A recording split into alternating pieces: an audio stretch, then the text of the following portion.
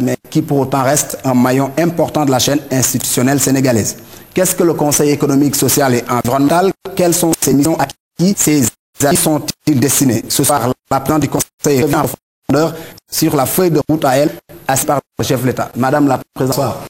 Bonsoir Ngari. Donc, merci de nous recevoir ici. Le prétexte, on l'a dit, c'est la remise hier de votre rapport 2013, 8 avis entre les mains du chef de l'État ainsi que des recommandations. Pouvez-vous un peu revenir sur les grandes lignes de ce rapport d'activité? Oui, merci beaucoup Ngari de nous donner l'opportunité de cette communication. Je voudrais en profiter pour vous remercier l'équipe, dire bonsoir à tous les téléspectateurs qui nous écoutent cet après-midi et dire que la remise plutôt d'hier du rapport de l'année 2013, son Excellence le Président de la République est un événement rituel qui fait partie des dispositions de cette loi organique qui commande le du Conseil économique. Peut-être qu'il serait bon de rappeler que le Conseil économique, social et environnemental est un organe consultatif. C'est important de le rappeler, mais qui a une composition plurielle.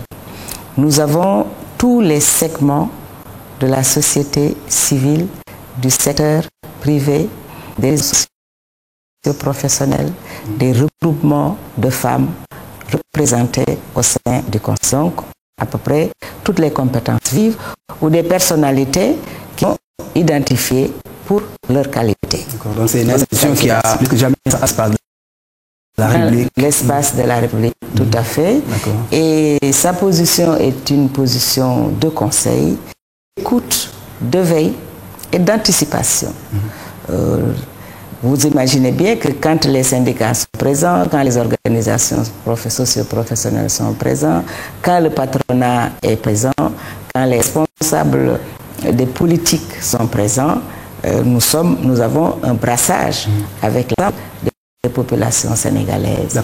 Et c'est parce qu'il y a ce brassage, justement, et cette mission d'écoute-analyse que le Conseil sert de vecteur entre le président de la République et les autres autorités étatiques, les institutions et les populations elles-mêmes.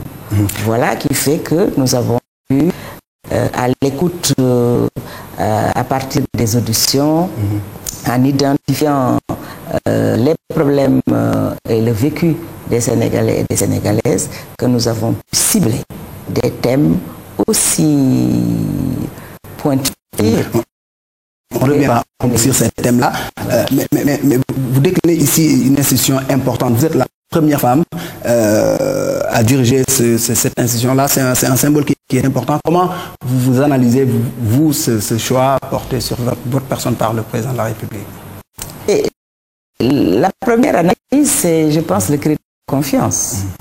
Puisque quand il n'y a pas la confiance, il n'y a pas une collaboration possible. Donc, le président est un homme que je connais. Nous avons cheminé ensemble en politique. Nous entretenons des relations de fraternité également et d'amitié. Et je pense que du point de vue du travail également, nous avons eu à travailler. Il a été nous avons été collègues dans un gouvernement, il a été mon premier ministre dans un gouvernement, etc., etc. Politiquement, nous avons été alliés d'abord aux élections de 2012, avant de nous retrouver dans le même parti, l'APR, après la fusion de nos deux structures. Et j'ai été investi de sa confiance, je m'en félicite et je l'en remercie. Vous avez aussi, oui, pour mission de redorer un peu le blason de cette institution, quand on existe dans l'armature institutionnelle sénégalaise quand même depuis très longtemps, oui, mais qui a fait l'objet d'attaques de par le passé. Depuis 1961, ça existe. Nous sommes aujourd'hui à une phase où on a dit il faut que les choses changent. Nous, notre rôle, c'est de ne pas répondre aux attaques du tic au tac.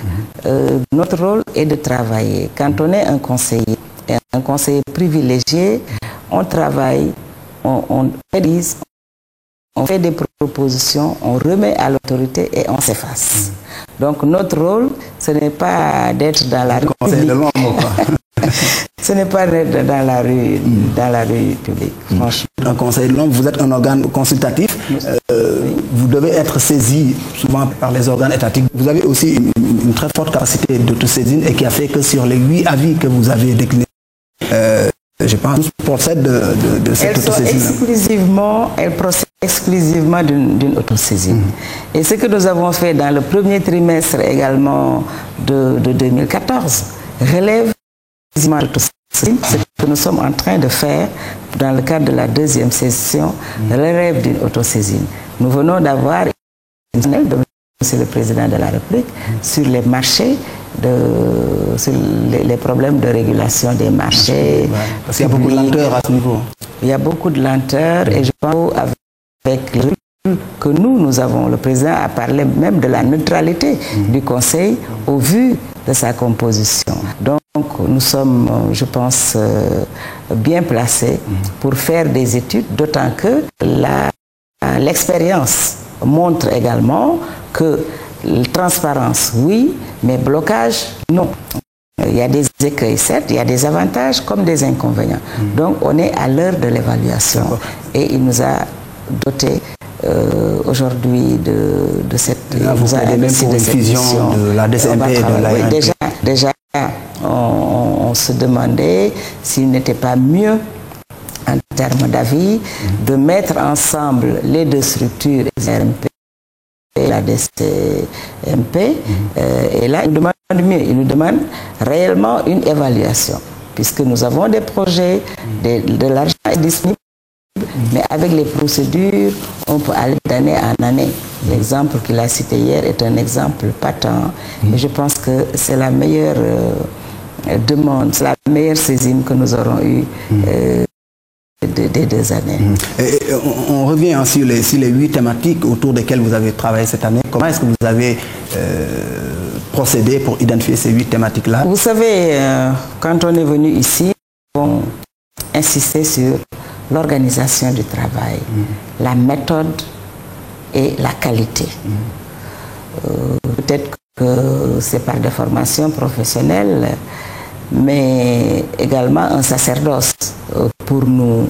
Et nous avons ce défi à relever de nous acquitter de notre mission, mais dans la plus grande performance.